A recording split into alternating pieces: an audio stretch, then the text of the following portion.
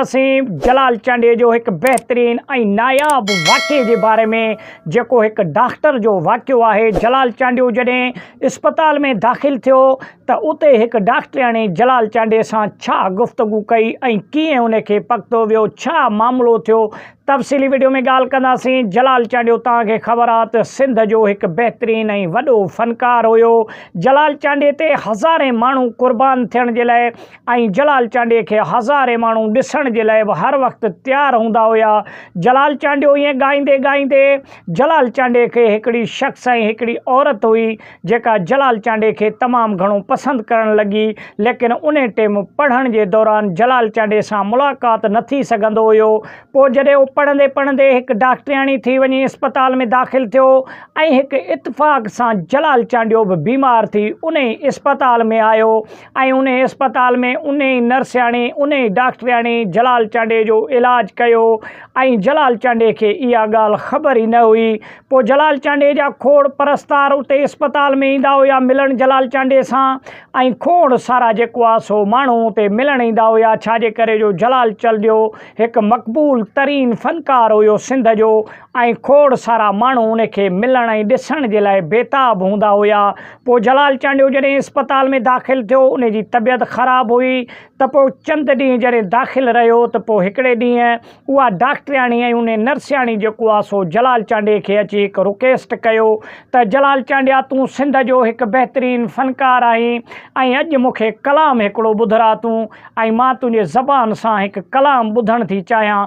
त जलाल चांडियो हिते उथी वेही रहियो। जलाल चांडियो डप में चयईं त मतां को डॉक्टर अची वञे, मतां को जेको आहे सो वॾो तव्हांजो को माण्हू अची वञे, ईअं न त मूंखे इन अस्पताल मां ई पोइ कढी छॾनि, मां आयो आहियां हिते इलाज कराइण।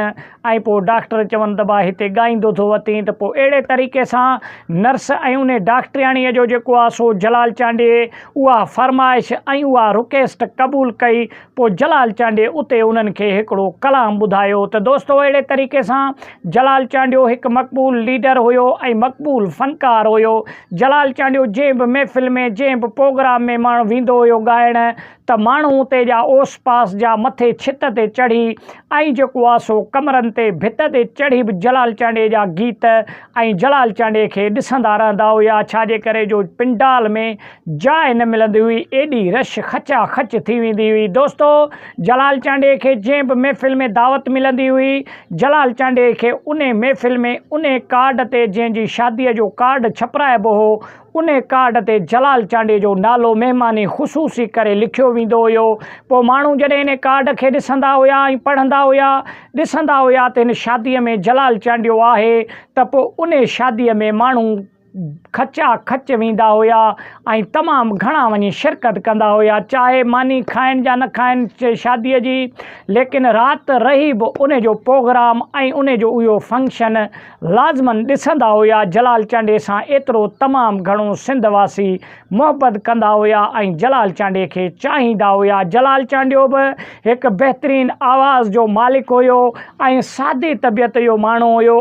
जलाल चांडे जेके भी गीत गाया उहे माण्हुनि जी तर्जुमानी करे गाया। दोस्तो जेको भी आवाज़ दर्द भरियो निकिरंदो हुयो जलाल चांडे मां उहो ईअं सम्झो जेको ॿुधण वारो आहे उन जी तर्जुमानी कंदो हुयो। त वॾी महिरबानी, मिलंदासीं के नेक्स्ट वीडियो में, तेसिताईं ॾींदा इजाज़त, अल्लाह निगहबान।